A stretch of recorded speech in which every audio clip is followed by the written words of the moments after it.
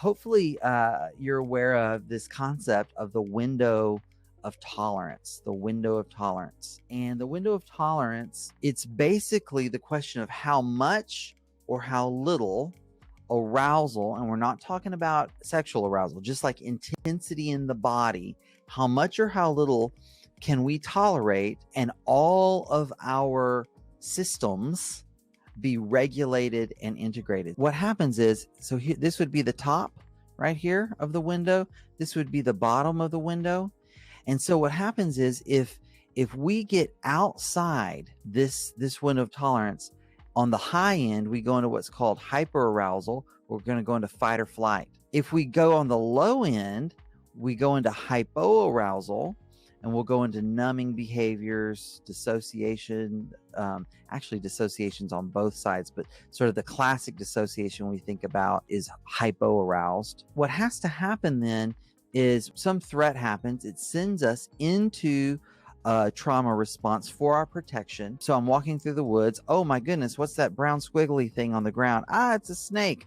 I jump up, I look at it more closely. Oh, it's just a stick. And I'm able to kind of come back and recover. And there's a little dip down here, and then I return back to regulation. Okay.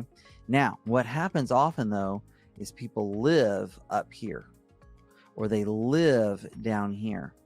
And what happens then is this window of tolerance gets narrow and narrow and narrow, because when you live on the outside, it causes such wear and tear on the nervous system. You become more sensitive. So now you have a more narrow window of tolerance, and stuff that used to be inside the window is now outside the window, and you actually experience more traumas, more sensitivity to triggers, and it's like, oh my gosh, I'm getting worse and not better. This is the experience of a lot of betrayed partners, where their triggers 3 months out post-discovery are way worse than 3 days out post-discovery. That could be because they know more, but it's often because they have now lived outside that window of tolerance for so long, it's caused a narrowing of their window, so that a whole lot less is able to actually fit in that window, and a whole lot more is outside that window and now acts as a trigger.